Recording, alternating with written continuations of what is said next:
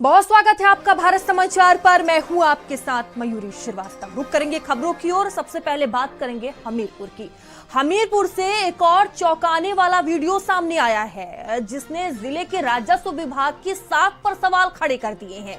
ADM FR के steno Gaurav Sharma का रिश्वत लेते वीडियो सोशल मीडिया पर जमकर वायरल हो रहा है। आरोप है कि स्टाम्प चोरी के मामलों में कार्रवाई रोकने के नाम पर पीड़ित से 77,000 रुपए की मोटी घूस ली गई है। वायरल वीडियो में सौदेबाजी की बात से लेकर नोटों की गिनती तक सब कुछ कैद हुआ है। अब इस खुलासे से कलेक्ट्रेट में हड़कंप मचा हुआ है। सवाल ये है कि जब एडीएम ऑफिस तक भ्रष्टाचार पहुंच चुका है तो फिर बाकी सिस्टम की क्या हालत होगी, ये बड़ा सवाल उठ रहा है। देखिए, भ्रष्टाचार का ये वीडियो आप देख सकते हैं, किस तरह से रिश्वत लेते ये वीडियो सामने आया है। अब इसको लेकर कई तरह के सवाल उठ रहे हैं। हमीरपुर का ये पूरा मामला है। चौंकाने वाला वीडियो आप देख सकते हैं, जिसने जिले के राजस्व विभाग की अब साख पर सवाल खड़े कर दिए हैं। एडीएम एफआर के स्टेनो गौरव शर्मा का ये वीडियो है, रिश्वत लेते नजर आ रहे हैं। अब वीडियो काफी तेजी से वायरल हो रहा है। आरोप है कि स्टाम्प चोरी के मामलों में कार्रवाई रोकने के नाम पर पीड़ित से 77,000 रुपए, सोचिए इतनी मोटी रकम ली गई है। वायरल वीडियो में सौदेबाजी की बात से लेकर नोटों की गिनती तक सब कुछ कैद हुआ है। वीडियो आप देख सकते हैं। अब बड़ा सवाल उठ रहा है। अब देखिए, कलेक्ट्रेट में हड़कंप मचा हुआ है। सवाल ये है, सोचिए एडीएम ऑफिस तक भ्रष्टाचार फैला हुआ है, बाकी जो सिस्टम है उसकी क्या हालत होगी, ये बड़ा सवाल है।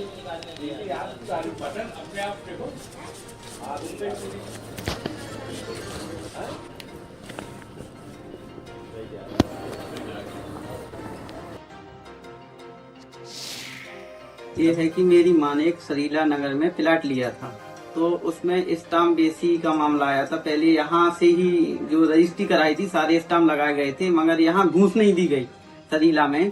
तो इनने स्टाम्प बेसी दिखा देते हैं, और जो लोग घूस देते हैं उन लोगों को कोई स्टाम्प बेसी नहीं आती है। तो यहाँ से ये सारा नीचे से ऊपर लोग सिंडिकेट चलता है, डीएम तक सब लोग यहाँ से। फिर इनने जब मुझे नोटिस प्राप्त हुआ तो मैं गया ऑफिस, तो इसके बाद में उन्होंने कहा जाओ गौरव शर्मा से मिलना। तो गौरव शर्मा से मिला तो उनने मुझसे 1 लाख रुपए करीब मंगाया। तो मैंने इसका 77,000 रुपए करीब इन्हें दे दिया। बाकी मैंने कहा हम नहीं दे पाएंगे, गरीब आदमी है, मगर उनने आज तो पैसा भी ले लिया और मेरा कोई मामला फाइनल नहीं किया। और एडीएम विजय शंकर तिवारी हमारे साथ जुड़ चुके हैं। सर, आपका बहुत स्वागत है भारत समाचार पर। ये एडीएम ऑफिस का वीडियो सामने आया है, रिश्वत लेने का वीडियो है। सर, क्या ये पूरा मामला? ये चला जाएगा, अभी प्रेस नोट चला जाएगा, इसमें अभी चला जाएगा, सब जानकारी हो जाएगी। इसमें जांच कराई जा रही है डीएम साहब द्वारा। ठीक है, ओके।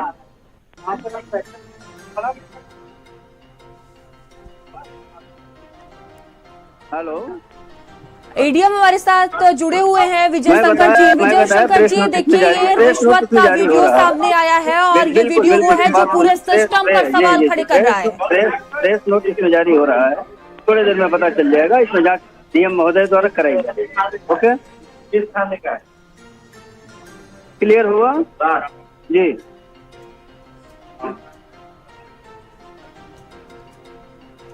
हेलो सर, आपकी नाक के नीचे इतना बड़ा घोटाला हो गया, आपको खबर तक नहीं लगी है? एक मोटी रकम 77,000 की ये रकम, उसे देखें प्लीज, उसे देखें। पुराना मैटर है। आप इसकी जांच करें, खुद जांच करें, आप स्वयं इसकी जांच करें पहले आकर के। नाक के नीचे नहीं है ये, और इसमें जो है जांच हो रही है, जिलाधिकारी महोदय कराएंगे। ठीक है, ओके, ठीक है। सर, आप बने रहिएगा हमारे साथ। हमारे सहयोगी हमारे साथ जुड़े हुए हैं। आप पुराना मैटर इसे बता रहे हैं, ठीक है। मेरे साथ मेरे सहयोगी भी जुड़े हुए हैं, असद हमारे साथ जुड़े हुए हैं। असद, देखिए एडीएम ऑफिस से रिश्वत का ये पूरा खेल खेला गया है, जो पूरे सिस्टम पर सवाल उठा रहा है। पूरा मामला आप बताएं, कब का ये मामला है? नहीं सुनेंगे, नहीं आप सुने। ये पुराना मैटर है, 3 साल, और इसका जांच करें आप। ठीक है, और इसकी जांच डीएम महोदय करा रहे हैं समिति में। ठीक है,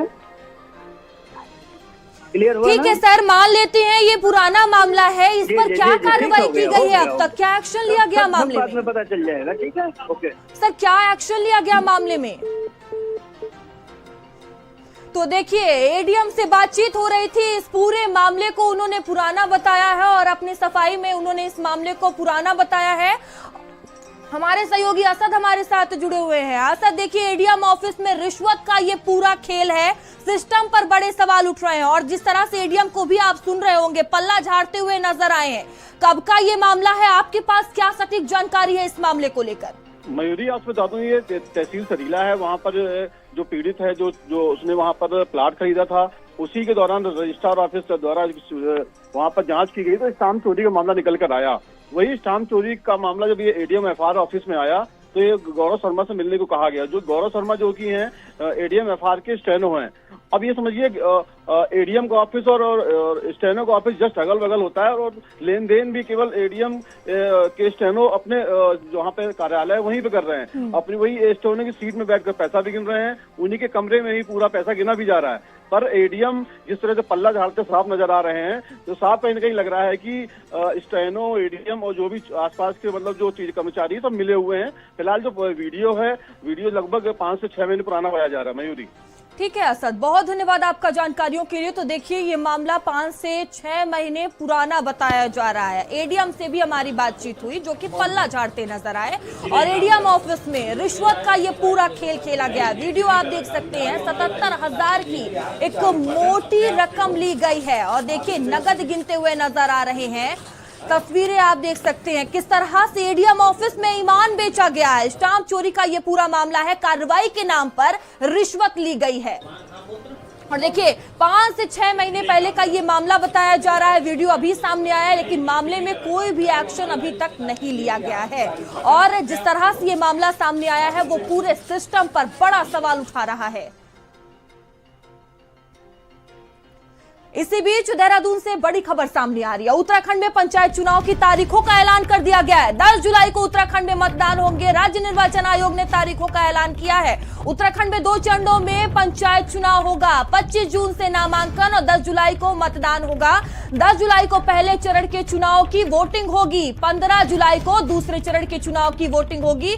तो देखिए, पंचायत चुनाव को लगातार चर्चाएं तेज थी। अब इसको लेकर तारीखों का ऐलान कर दिया गया है। 25 जून से नामांकन और 10 जुलाई को मतदान की प्रक्रिया की जाएगी, जिसको लेकर तैयारियां भी कर ली गई हैं। 10 जुलाई को पहले चरण के चुनाव की वोटिंग कराई जाएगी।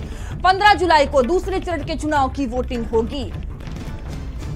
तो देहरादून से खबर आपको बता रहे हैं, उत्तराखंड में पंचायत चुनाव होना है और इसको लेकर लगातार चर्चाएं हो रही थी। अब देखिए, तारीखों का भी ऐलान कर दिया गया है। 10 जुलाई को उत्तराखंड में मतदान होगा, जहां राज्य निर्वाचन आयोग ने तारीखों का ऐलान कर दिया है।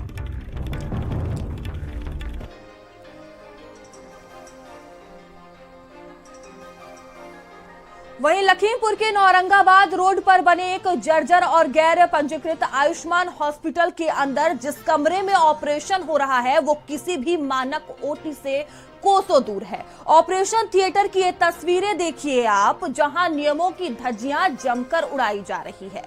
सर्जन मरीज का ऑपरेशन करता दिखाई दे रहा है। ऑपरेशन थिएटर में हंसी मजाक होता दिख रहा है।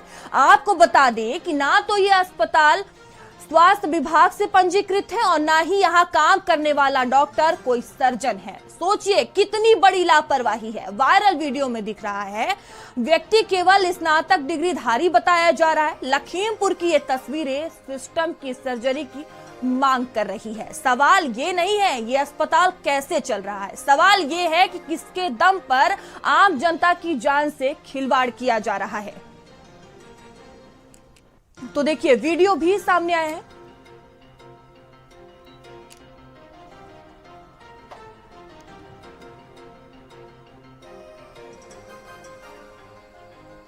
और ये देखिए, तस्वीरें आप देख सकते हैं किस तरह से आम जनता की जान के साथ खिलवाड़ किया जा रहा है। लखीमपुर में मौत का ये अस्पताल आप देख सकते हैं। ऑपरेशन थिएटर की तस्वीरें हम आपको दिखा रहे हैं, जहां और शारिक हमारे साथ जुड़ चुके हैं। शारिक, देखिए जिस तरह से तस्वीरें सामने आई हैं, ना ही ये थिएटर नजर आ रहा है और जो जानकारी है कि ये सर्जन भी नहीं है। क्या ये पूरा मामला है? आखिर किस तरह से ये जो आम जनता है उनकी जान के साथ खिलवाड़ किया जा रहा है? कौन इन्हें हक देता है? देखिए मयूर, लखीमपुर खीरी में जो अस्पताल चल रहे हैं वो काफी बुरी स्थिति में है और जो स्थिति उनकी है वो इन तस्वीरों से भी साफ हो चुकी है। ये एक बेहद गंभीर प्रकरण है, चूंकि ये जो वीडियो आया है वो ऑपरेशन थिएटर का है और ऑपरेशन थिएटर को किस तरह से संचालित किया जा रहा था बिना किसी नियमों के। ऑपरेशन थिएटर को संचालन के लिए तमाम सारे पैरामीटर्स है जिनका पूरा होना चाहिए, लेकिन आप जैसा कि वीडियो में देख रहे हैं कि यहाँ पर कोई भी पैरामीटर ओटी को लेकर फॉलो नहीं किया गया है और खुद जो ऑपरेशन कर रहा है वो डॉक्टर भी नहीं है, सिर्फ एक स्नातक है जिसके पास BMS की डिग्री है। तो जिस तरह से ना ही डिग्रीधारी सर्जन है और जो ऑपरेशन थिएटर है वो भी पैरामीटर्स के हिसाब से नहीं चल रहा है। तो इन सब चीजों को देखने के बाद ये साफ हो जाता है कि स्वास्थ्य विभाग में जो लेन देन का खेल है अस्पताल संचालन में वो साफ तौर पे किया जा रहा है। यही वजह है कि सलेमपुर पौन औरंगा के पास शारिक, देखिए सबसे बड़ा सवाल ये उठ रहा है, ये अस्पताल कैसे चल रहा है, किसकी सह पर इसे चलाया जा रहा है, अभी तक इस पर एक्शन क्यों नहीं लिया गया और क्या आपकी बात हो पाई है किसी CMO से, उनका क्या कहना है? संचालन वो साफ कर देता है कि किस स्थितियों में यहाँ पर इनका संचालन कराया जाता है और जो अस्पताल का संचालन है ये भी साफ कर देता है स्वास्थ्य विभाग और प्राइवेट अस्पतालों के बीच में, वो इन तस्वीरों से साफ हो जाता है। अब जो अधिकारी हैं वो इस पर कार्रवाई की बात तो कर रहे हैं, लेकिन क्योंकि वीडियो पिछले कई दिनों से वायरल है उसके बाद भी किसी तरह का संज्ञान न लेना ये साफ कर देता है कि जो स्वास्थ्य विभाग है और जो फर्जी अस्पताल इस रूप से चल रहे हैं उनके बीच में एक गहन रिश्ता है और इस रिश्ते को निभाने के लिए स्वास्थ्य विभाग मजबूर है। यही वजह है कि इंसानों की जिंदगी से, मरीजों की जिंदगी से खुलेआम खिलवाड़ किया जा रहा है और ऐसे ऑपरेशन थिएटर में आप सोच सकती हैं कितना इन्फेक्टेड और इन्फेक्शियस हो सकता है ये किसी भी मरीज के लिए। तो तमाम सारे सवाल स्वास्थ्य विभाग के लेकर हैं और अभी इस वीडियो के सामने आने के बाद एक बड़ी लापरवाही है इस मामले में, अभी तक कोई भी एक्शन नहीं लिया गया है। क्या वजह है, किसकी मिलीभगत से ये खेल हो रहा है, क्या जानकारी इसको लेकर आपके पास सामने आ रही है? देखिए, प्राइवेट अस्पतालों, फर्जी अस्पतालों का एक सिंडिकेट है जो स्वास्थ्य विभाग की मदद से लखीमपुर में संचालित होता है। इन तस्वीरों को देखने के बाद अब ये पूरी तरीके से साफ हो गया है कि ये सिंडिकेट स्वास्थ्य विभाग पर भारी है और यही वजह है कि बिना नियम, कानून, पैरामीटर्स के कोई भी अस्पताल, कोई भी ऑपरेशन थिएटर को संचालित किया जा सकता है। अब इस मामले के सामने के आने के बाद, चूंकि ये वीडियो कई दिनों से वायरल है, उम्मीद ऐसी जताई जा रही है कि इस अस्पताल पे शिकंजा कसेगा जो ये फर्जी सर्जन है, इसको भी पुलिस अपनी गिरफ्त में लेगी, स्वास्थ्य विभाग इस अस्पताल पर ताले डालेगा। लेकिन ये सवाल लगातार खड़े हुए हैं, जिस तरह से लखीमपुर खीरी में इस तरह से अस्पतालों का संचालन किया जा रहा है और मरीजों की जान से खिलवाड़ किया जा रहा है, ये काफी सवालों को जरूर खड़ा कर रहा है और देखने वाली बात यही होगी कि आज से अब स्वास्थ्य विभाग कार्रवाई करता है। मजबूरी जी शारिक, धन्यवाद आपका जानकारियों के लिए। वहीं बागपत में ट्रेन में सफर कर रहा एक आम आदमी मिस्त्री दीपक, जो दिन भर मेहनत करके अपने घर लौट रहा था, उसे 1 दर्जन से ज्यादा लोग पीट पीट कर मार डालते हैं और पुलिस को भनक तक नहीं लगती। चलती ट्रेन में इतना बड़ा हमला और कोई रोकने वाला नहीं, ना RPF ना GRP। क्या आप ट्रेन में सफर करना भी जान जोखिम में डालने जैसा हो गया है? क्या रेलवे सुरक्षा व्यवस्था सिर्फ नाम की रह गई है? स्टेशन पर जब ट्रेन पहुंची तो दीपक की लाश ने न सिर्फ उसके परिवार को तोड़ दिया, बल्कि सिस्टम की लापरवाही भी सामने आई है और कई तरह के सवाल उठा रही है। और सबसे बड़ा अब सवाल यही उठ रहा है कि आखिर दीपक की मौत का जिम्मेदार कौन है? जिस तरह से बड़े बड़े दावे किए जाते हैं वो कहां गए? पता नहीं, कभी किसी से झगड़ा हुआ था इनका, ये तो उस दिन था भी नहीं। झगड़ा हुआ था, झगड़े वाले तो अब गाड़ी में आना जाना बंद कर रखा था। बस रात ये हाथ लग गया, उनके साथ रहता हो या जैसे भी कुछ है, ये तो पक्का हमें मालूम नहीं। अब बस रात इसके बजाना शुरू कर दिया। पकरपुर जो इसके साथी थे वे तो पकरपुर उतर गए, ये आगे इकला या एक आध इसके साथ और था, उनके साथ में मतलब इसके मारना शुरू कर दिया। 15-20 जितने भी बताए गए 15-20 आदमी थे लड़के, कुछ बसी के, कुछ यहाँ के खेकड़े के, कोई इधर उधर के, उन्होंने इसके बजा दिए। यहाँ तो जब इसका कोई साथी था, घर पे फोन आया 9:30-10 के आसपास, यहाँ से गए तो ये तो उस टाइम पे खत्म मिला। और विपिन हमारे साथ जुड़ चुके हैं। विपिन, चलती ट्रेन में दीपक का कत्ल कर दिया गया और सिस्टम यहाँ पर बेबस नजर आया। अब सबसे बड़ा सवाल यही उठ रहा है कि दीपक की मौत का जिम्मेदार कौन है? देखिए, बिल्कुल कहीं ना कहीं एक रेल में दीपक की पीट कर हत्या की गई है। तो ये बड़ा सवाल है कि आगे गिरफ्तार व्यवस्था के जो दावे किए जा रहे थे वो कहाँ हमलावर थी, हमलावर बताया जा रहा है, जो परिजनों का कहना है कि ये हमलावर थे और एक युवक की पीट कर हत्या कर देकर हत्या करने के बाद तो देखिए, ट्रेन जैसी सुरक्षित जगह जहां पर बड़ी संख्या में लोग होते हैं, आए दिन लोग सफर करते हैं, और सोचिए इस दौरान इतना बड़ा हादसा हो जाना, किसी को जान से मार देना, कई तरह के सवाल उठ रहे हैं। और सबसे बड़ा सवाल कि क्या वहां कोई रोकने वाला नहीं था? जिस तरह से बड़े बड़े दावे सुरक्षा के किए जाते हैं, व्यवस्था के किए जाते हैं, आखिर वो कहां गए? ना आरपीएफ ना जीआरपी। क्या ट्रेन में सफर करना जान जोखिम में डालने जैसा हो गया है?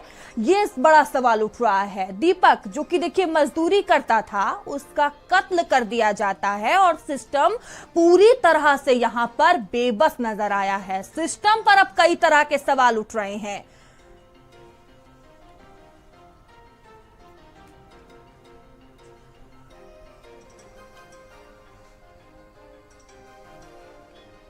और विपिन हमारे साथ बने हुए हैं। विपिन, देखिए अभी भी वही सवाल बना हुआ है कि आखिर दीपक की मौत का जिम्मेदार कौन है?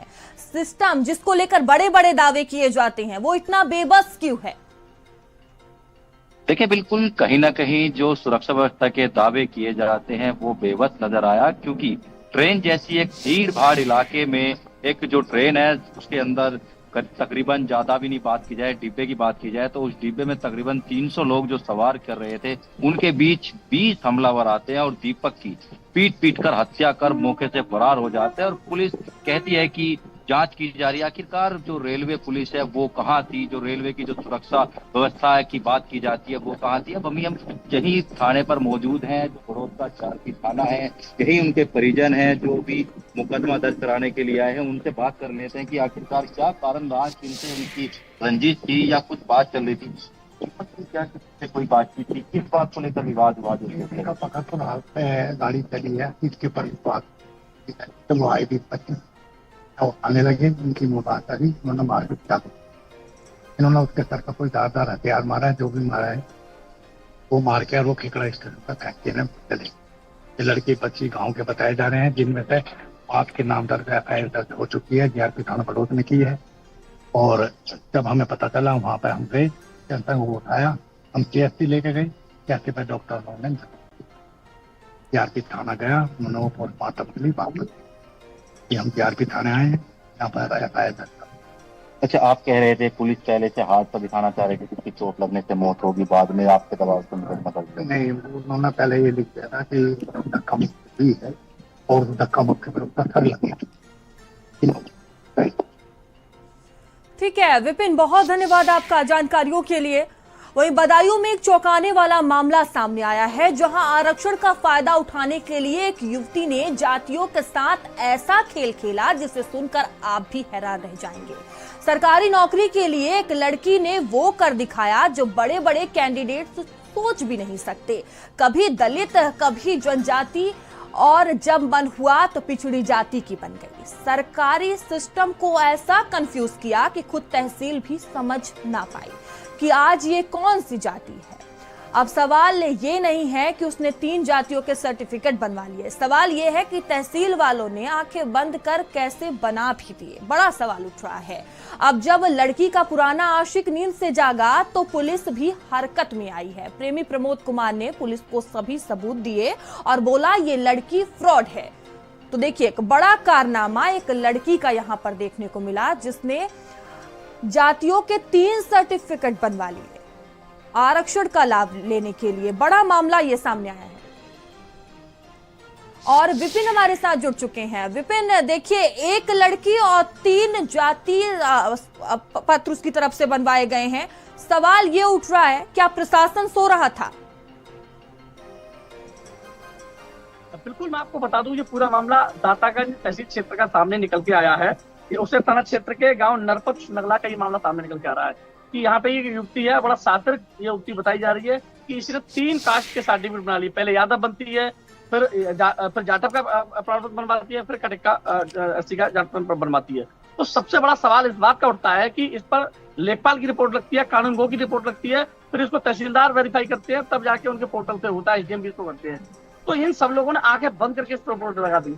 और फिर इसने इतना ही नहीं, इसने जो है सरकारी योजनाओं से लाभान्वित होने के लिए खंड विकास अधिकारी, ग्राम पंचायत विकास अधिकारी के लिए इसने आवेदन किया और उसमें इसका लाभ उठाने के लिए इसने जो है इनका उपयोग किया था। तो सबसे बड़ा सवाल यह है कि कोई नई वाली बात नहीं है। जो बाल विकास परियोजना के जो इसके निदेशक हैं, उन्होंने एक लेटर लिखा, तब भी इस तरीके की यह गड़बड़ियां सामने निकल के आई थी। उन्होंने आय प्रमाण पत्र में भी इसको कहा था कि ये हुआ है। इसकी जो मंत्री थी, उन्होंने भी इसमें पत्र लिखा जिलाधिकारी बदायूं के लिए, फिर भी जांच जो है हीला हवाली कर दी।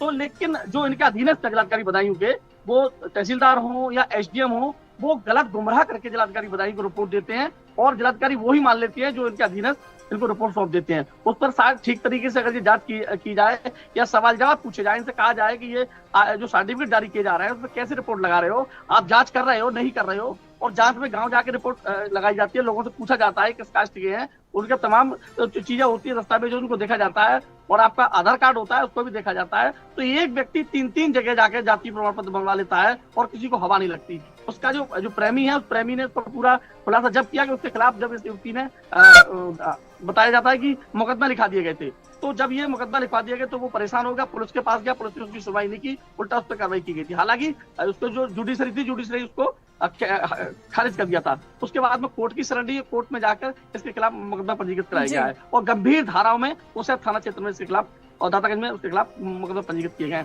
अब जांच हो रही है, जांच में क्या पाया जाता है, कितना आगे कार्रवाई हो पाती है, जो अधिकारी कर्मचारी उन पर कार्रवाई होगी या नहीं होगी, बिल्कुल बड़ा सवाल है। बहुत धन्यवाद आपका जानकारियों के लिए।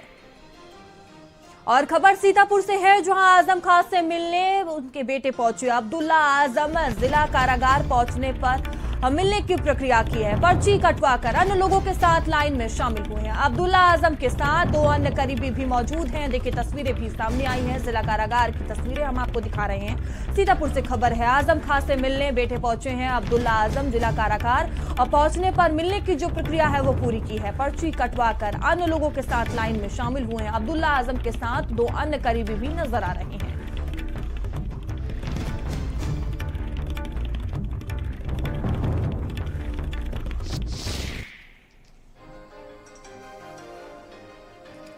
तो देखिए आजम खान जेल में बंद है और उनसे मिलने पहुंचे हुए हैं। अवनीश हमारे साथ जुड़ चुके हैं। अवनीश, क्या जानकारी सामने आ रही है? जी बिल्कुल, मैं आपको बता दूं, काफी लंबे समय से सीतापुर जेल में आजम खान बंद है, जिनसे मिलने आज उनके बेटे अब्दुल्ला आजम और अनवार हुसैन सहित यूसुफ मलिक भी साथ में मिलने आए। उसके बाद जेल मैनुअल के हिसाब से उन्होंने बाकायदा पर्ची कटवाई और जेल में अंदर अभी गए हुए हैं और फिलहाल अभी बाहर नहीं आए। जैसे ही कि आते हैं तो मीडिया से जरूर मुखातिब होंगे और उसके साथ खाने पीने की सामग्री और भी जो है चीजें थी जो अब्दुल्ला आजम जी से जो है के पास थी और वो आजम खान को देने के लिए गए थे। फिलहाल अभी जब जेल से बाहर आएंगे तो साफ होगा कि उनका स्वास्थ्य कैसा है और उनको जो है क्या उन्होंने कहा। जी बहुत धन्यवाद आपका जानकारियों के लिए। और खबर संभल से है, जहां सरकारी जमीन पर बनी मस्जिद पर कार्रवाई हुई। रजाया मुस्तफा मस्जिद पर बुलडोजर चलाया गया है। नोटिस के बाद कमेटी ने खुद तुड़वाना इसे शुरू किया है। धीमा चल रहा था काम, प्रशासन ने बुलडोजर चलवाया। पालिका की जमीन पर कब्जा कर अवैध मस्जिद बनी हुई थी। चंदौसी कोतवाली क्षेत्र का ये पूरा मामला है, जहां बुलडोजर की कार्रवाई की गई है। तस्वीरें भी आप देख सकते हैं। आला अधिकारियों की मौजूदगी में प्रशासन ने बुलडोजर चलाया है। तो देखिए कार्य धीमा चल रहा था, जिसके बाद प्रशासन हरकत में आया और बुलडोजर की कार्रवाई की गई है। चंदौसी कोतवाली क्षेत्र का पूरा मामला बताया जा रहा है। सरकारी जमीन पर मस्जिद बनी थी जिस पर कार्रवाई हुई है। रजाया मुस्तफा मस्जिद पर बुलडोजर चलाया गया। एक बड़ी कार्रवाई यहां पर की गई है।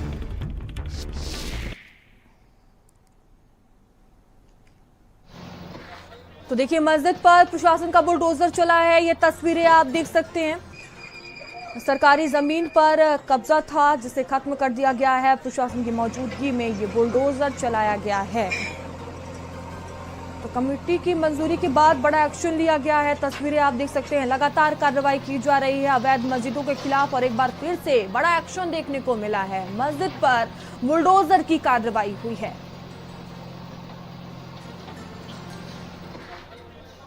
तो सरकारी जमीन से कब्जा खत्म हुआ है। तो मस्जिद कमेटी देखिए इसे तुड़वाने का काम कर रही थी। कार्य धीमा चल रहा था, उसके बाद प्रशासन हरकत में आया और बुलडोजर की कार्रवाई आज की गई है। अवैध निर्माण पर प्रशासनिक हथौड़ा चलाए, तस्वीरें आप देख सकते हैं।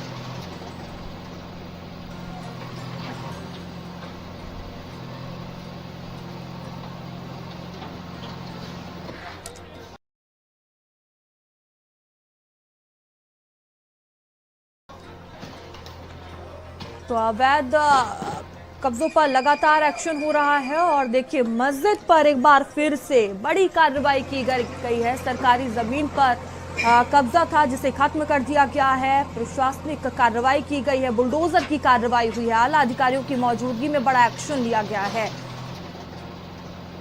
तो कमेटी की मंजूरी के बाद ये एक्शन हुआ है, अवैध निर्माण पर एक्शन लिया गया है। तो लगातार ये कार्रवाई देखने को मिल रही है और देखिए एक बार फिर से एक बड़ी कार्रवाई यहां पर की गई है, बुलडोजर की कार्रवाई देखने को मिली है। तो संभल से खबर आपको बता रहे हैं, सरकारी जमीन पर यह मस्जिद बनी हुई थी जिस पर कार्रवाई की गई है। रजाए मुस्तफा मस्जिद पर बुलडोजर चला है। नोटिस के बाद कमेटी ने इसे खुद तोड़वाने का जो काम है वो शुरू कर दिया था और जो काम है वो धीरे चल रहा था। प्रशासन ने अब बुलडोजर की कार्रवाई की है। पालिका की जमीन पर कब्जा कर अवैध मस्जिद बनी हुई थी। चंदौसी कोतवाली क्षेत्र का ये पूरा मामला है जहां पर बड़ी कार्रवाई की गई है।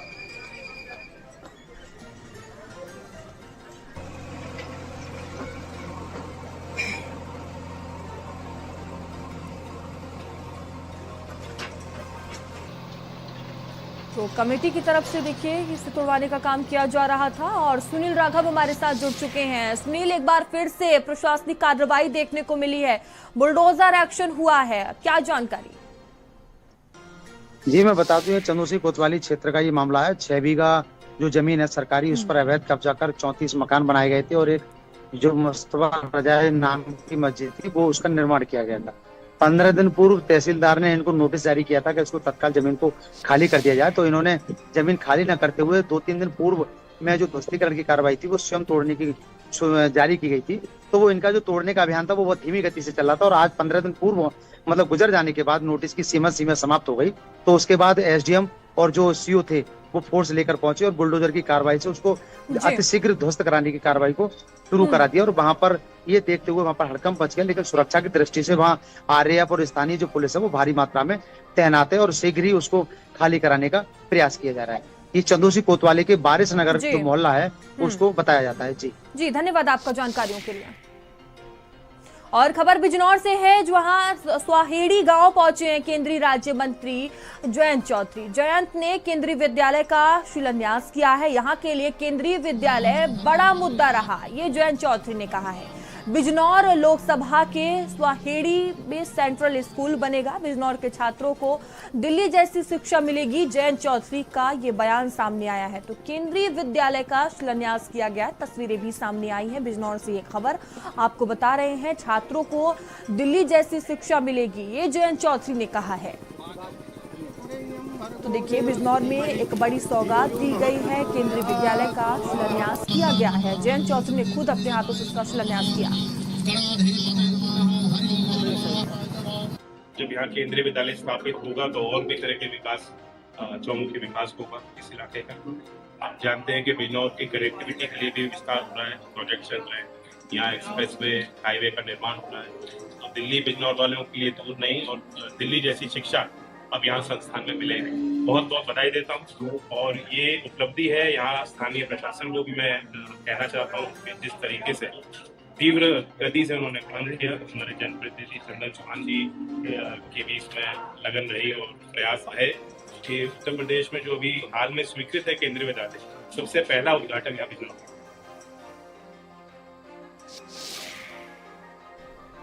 और खबर हमीरपुर से है, जहां एडीजे उदय वीर सिंह सड़क हादसे में बाल बच गए हैं। बता दें कि एडीजे उनका ड्राइवर कानपुर से आ रहे थे हमीरपुर, तभी हादसा हो गया। ओवरटेक करने के चलते बस ने कार में जोरदार टक्कर मार दी।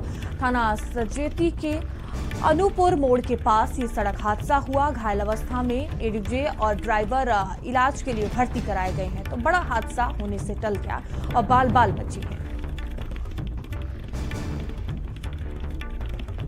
असद हमारे साथ जुड़ चुके हैं। असद, क्या जानकारी सामने आ रही है, मौजूदा स्थिति क्या है? जी आपसे बता दें कि जो एडीजे उदयवीर सिंह है कानपुर से हमीरपुर की तरफ आ रहे थे, उसी दौरान लगभग रात में 11 से 12 के बीच में बस ने ओवरटेक किया और सामने एक ट्रक था, तो जो कार थी सामने ज्यादा नहीं जा पाई, पर बस का जो साइड का कोना था वो कार में जाकर पीछे से लड़ गया, जिसमें कि ड्राइवर और एडीजे सर उदयवीर सिंह घायल हो गए और उनको एम्बुलेंस के थ्रू जिला अस्पताल में लाया गया, जहां उनका प्राथमिक उपचार किया गया। जी धन्यवाद आपका जानकारियों के लिए।